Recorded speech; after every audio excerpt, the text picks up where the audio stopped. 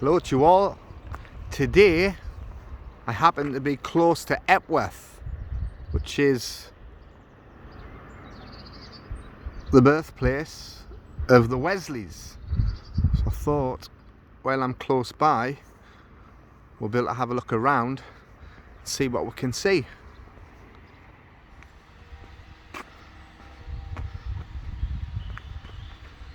So here we are, coming up to the old rectory, the actual place where John Wesley was born and homeschooled,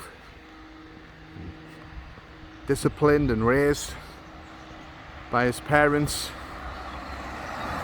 Samuel and Susanna. Wow, the place is massive. I didn't realise it was so big.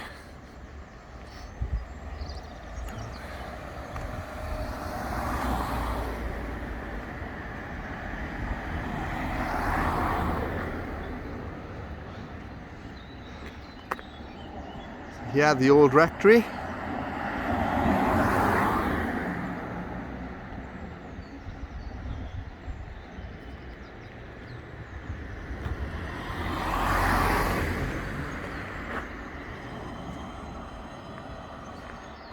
See what we can see.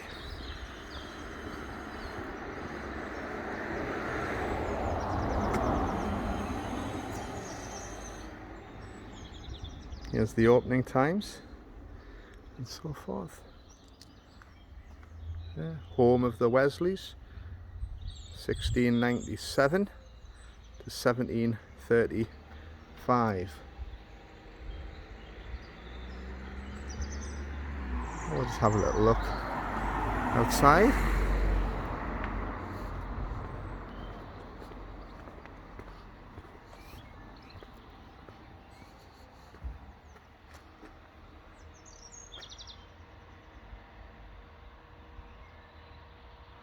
So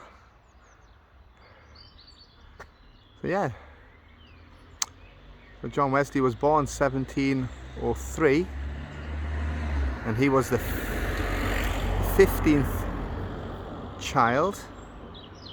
You know, many of the children that Susanna had died, which was common in those days. That's why people had so many children, and they were all home educated here at the rectory by Susanna, who apparently was an excellent teacher,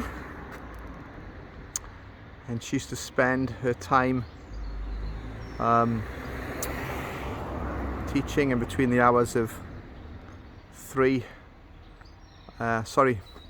from 9 till 12 and then from 2 till 5.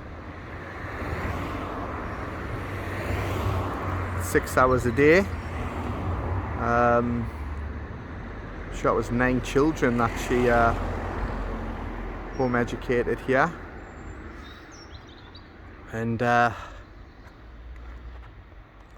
you know, it can seem quite daunting when you think of her schedule.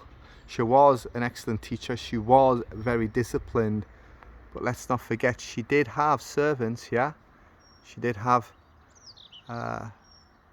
you know, household servants and nanny and so forth. You know, that would have helped her to free her up a little bit to dedicate her time to the home education.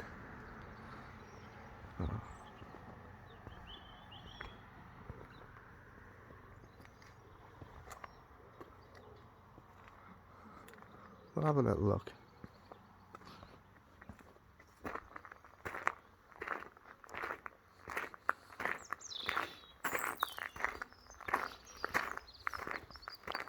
Hello.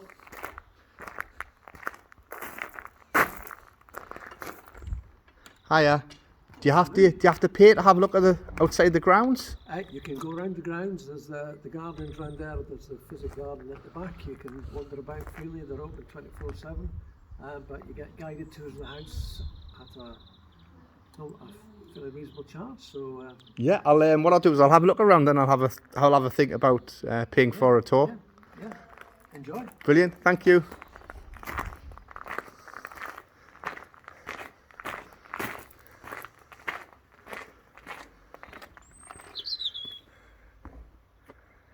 here's some of the grounds.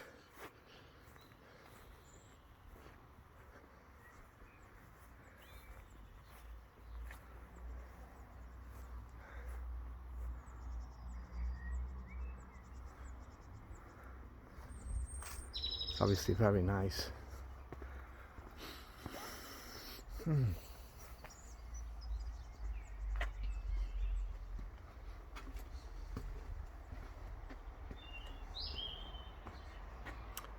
Huge, lovely building.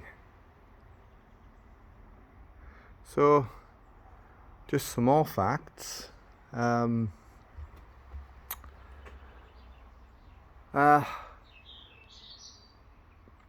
Obviously, we all know that this premises caught fire, and I think John Wesley was around 6 years of age, and all the family got out, but John was still tucked up in bed asleep when the whole house is on fire, and his family are outside, and people from the village are outside the premises. And praise be to God that John was saved. Apparently a neighbour was able to, one neighbour got on top of another neighbour's shoulders and reached up to one of the windows and pulled John Wesley out. And Samuel was so happy to have all his children in his arms, and they knelt down and prayed and give thanks to God. He says, let the house go up. He says, I'm rich enough. He says, I've got my children, and that's what mattered to him. So just another fact on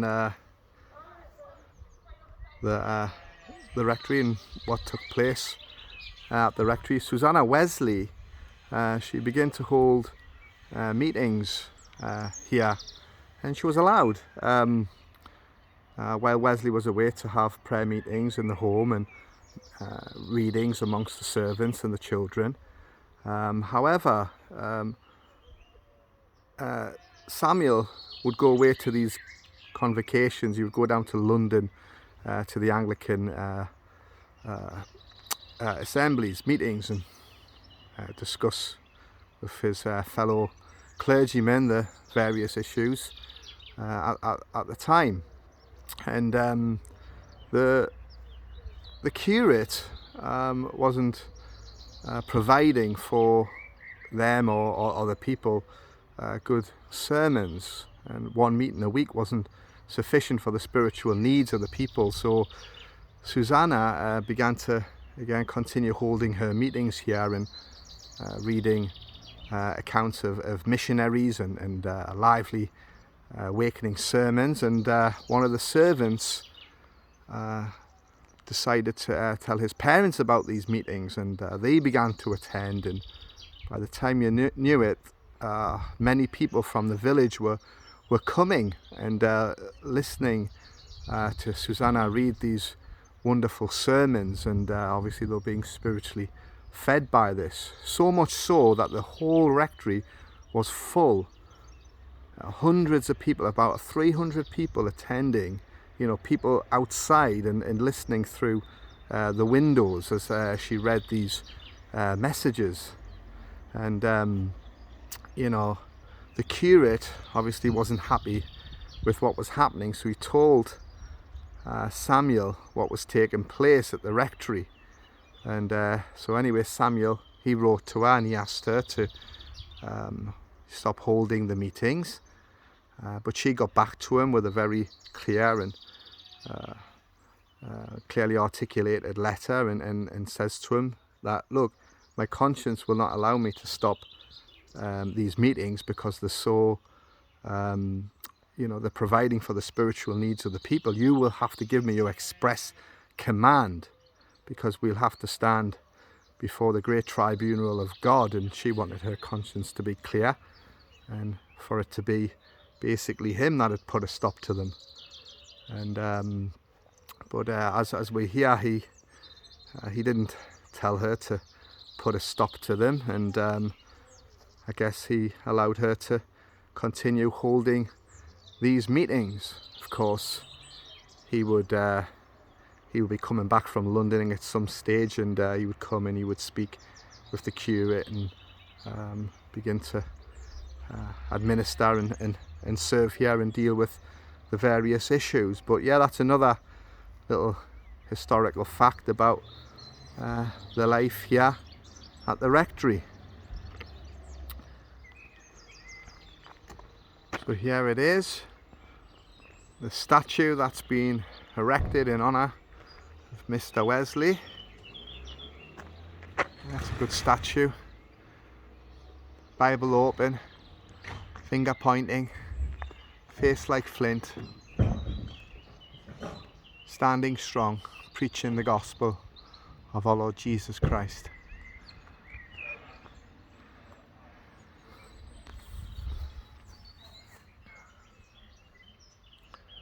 He said, "I look upon all the world as my parish." But still Epworth is clearly close to his heart. He says, "which I still love beyond most places in the world." So Epworth and the people of Epworth were held very dear to him. Of course, he prayed for them and wanted them to come to know the Saviour. You know, John Wesley is a remarkable preacher, remarkable person. You know, he travelled the length and breadth of this nation many times on horseback. He tell us 250,000 miles through rough terrain on horseback. He preached 42,000 sermons. He trained 192 itinerant evangelists. And a decade after his death, there were 825 Wesleyan Methodist chapels, which had around 90,000 members. You know, they say that they made tens of thousands of disciples. Wow. To summarise his vision, John Wesley said these words. He says, "The church has nothing to do but save souls. Therefore spend and be spent in this work." There's his statue. John Wesley, the preacher.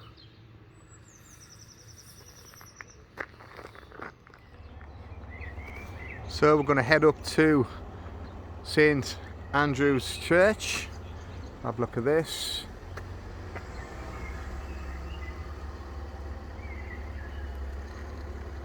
Yeah, just some general information on Epworth, the home of John Wesley, the Wesley family. It's just a dental practice and some houses here now, and it leads up to this really big long pathway up to the church.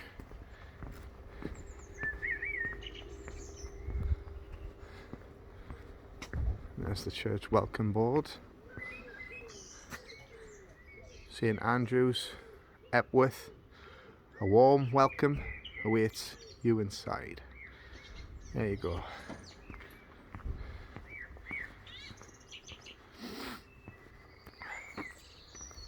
So here we are, St. Andrew's Church, Epworth.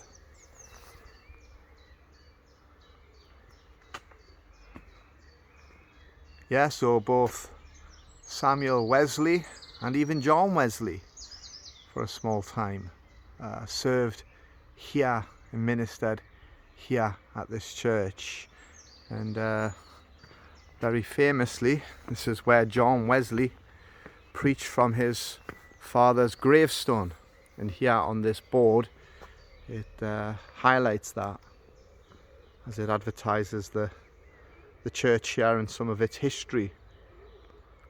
The grave of Reverend Samuel Wesley, and tells you exactly where the grave is. Okay, so it says there,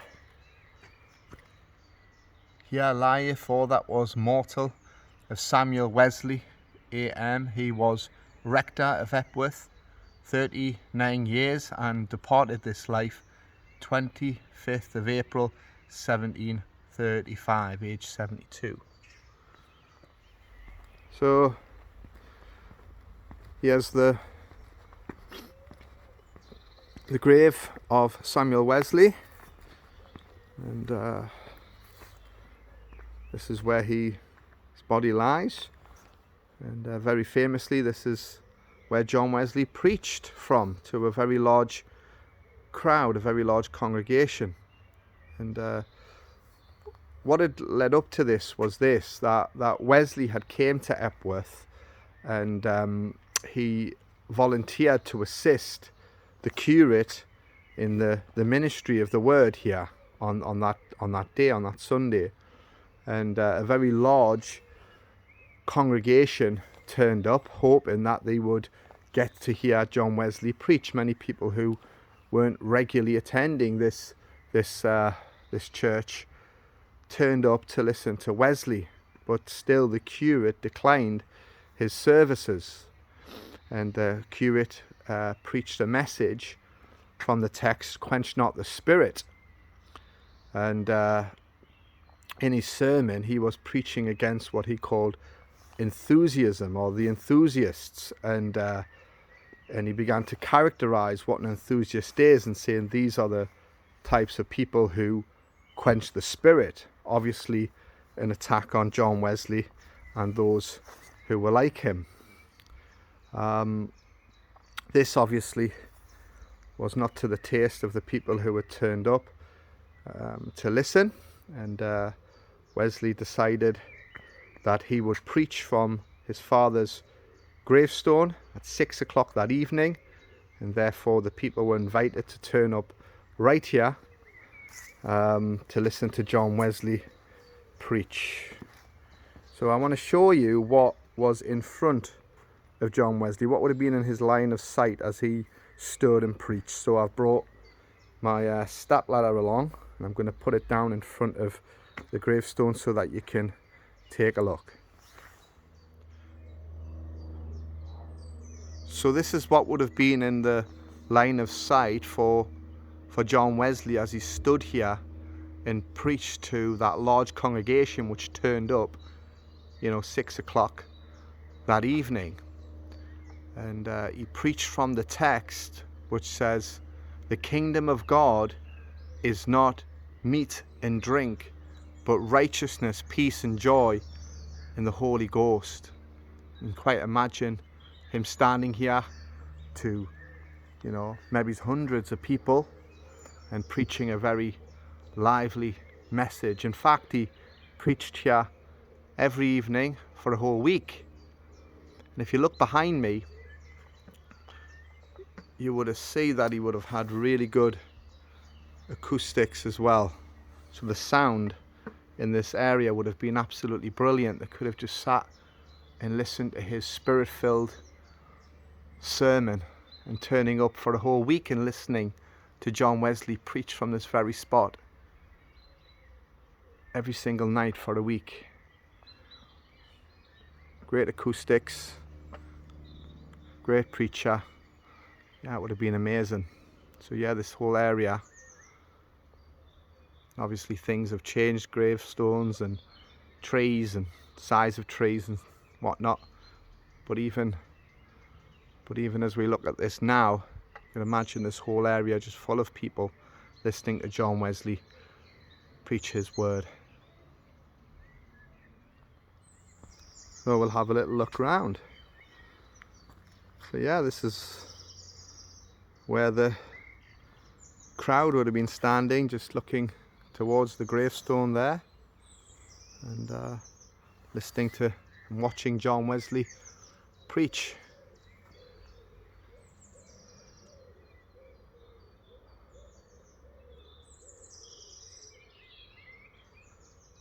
So this is the church building. We can have a little look around.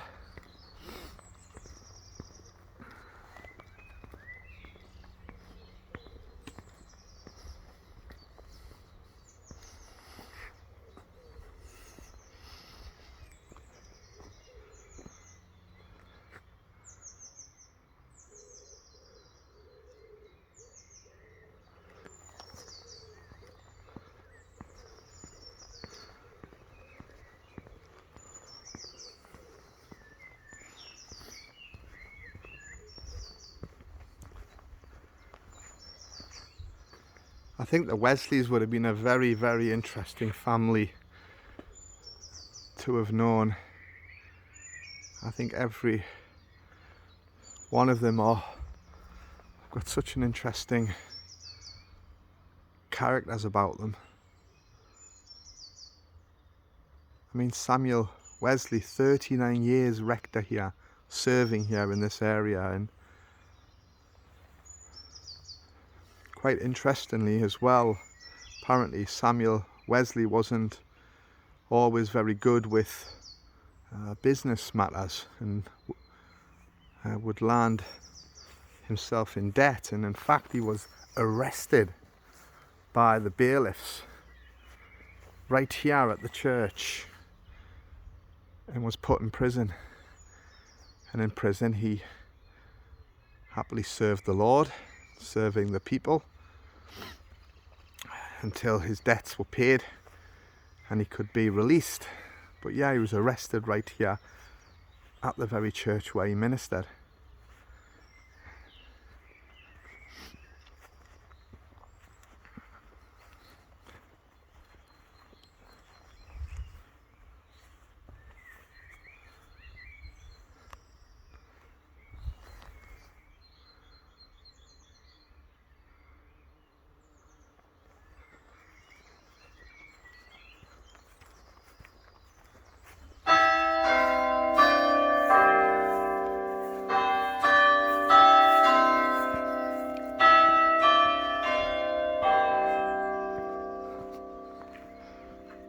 Well, the bell works fine.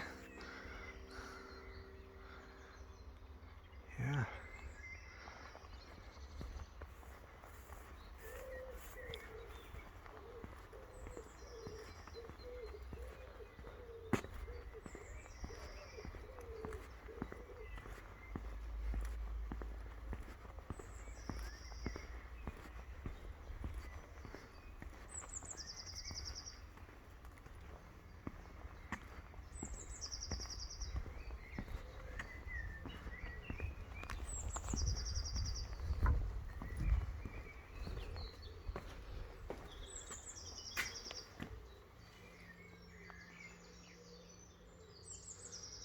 The church board there.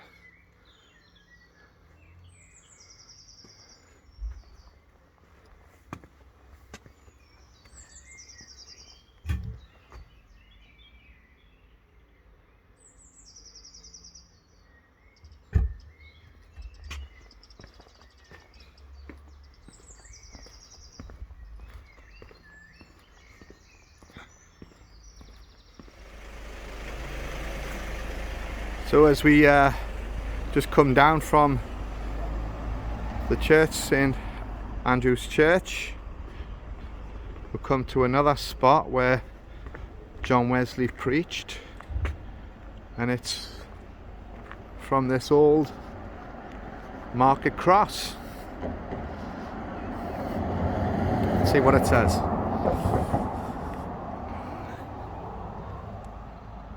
John Wesley, 1703 to 1791, preached from these steps on many occasions. Now what this is, brethren, it's an old market cross, and in our market towns they had these kind of monuments, if you like, built, and Christian preachers made use of them to stand and preach the gospel. Unfortunately, many of these market crosses are no longer right in the centre of the people, where the people naturally congregate, as they once did. They're often on the very outskirts of these towns. There are some which are in the centre and they're really useful to preach from, like Knaresborough or Alnwick, and there's probably many others. If you know of any others, put a comment below and tell us where they are, because they're good places for street preaching, particularly if people gather around that way. And what we'll do is stand on them and just see what would have been in the sight of John the Wesley, well, I doubt any of these houses would have been here. I don't know how old that the Red Lion is, or any of these buildings, but Wesley stood from these steps on many of occasion, it says, and delivered the word to the people of Epworth.